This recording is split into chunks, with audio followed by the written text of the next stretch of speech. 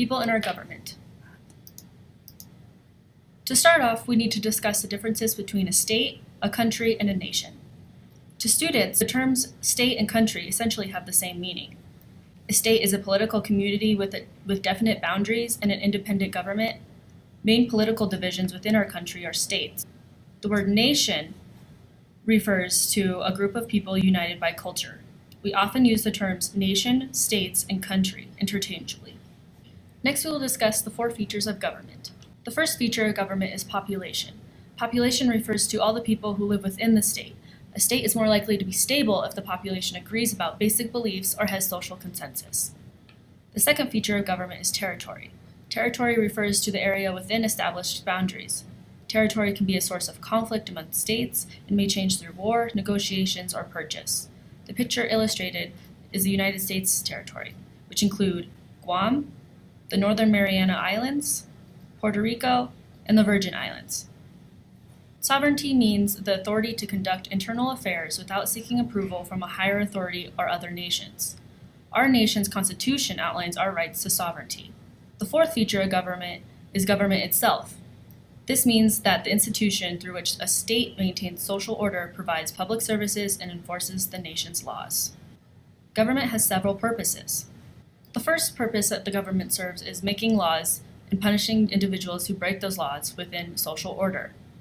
This political cartoon is a commentary about how sometimes wealth and power tend to disrupt social order. The next purpose for government is that it provides public services. Generally, these public services promotes the general welfare of the people, and this includes emergency services, Medicare and Medicaid, and public transportation. The next purpose of the government is to handle relations with other nations and protect its citizens from attack. Here we see Obama negotiating the end of the 54-year stretch of hostility between the United States and Cuba. Next, we will discuss the formation of governments.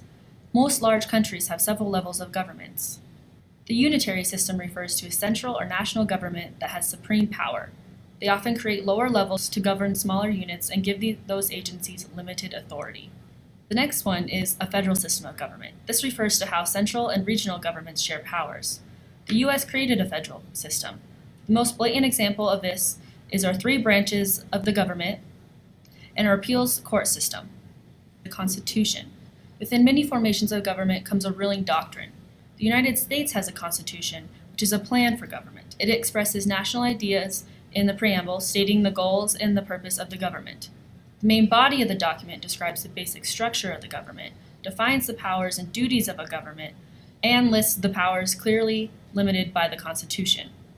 Here we see the famous starting line of our Constitution, "We the people," and below is a painting of our nation's forefathers drafting this essential document.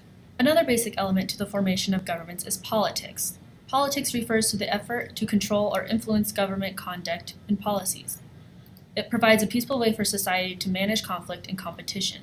In the United States, when referred to politics, we typically think of our 2-party system. Next, we will cover the types of government. The ancient Greek philosopher Aristotle identified 3 types of governments. The first type of government identified is an autocracy. An autocracy refers to a system of government by one person with absolute power.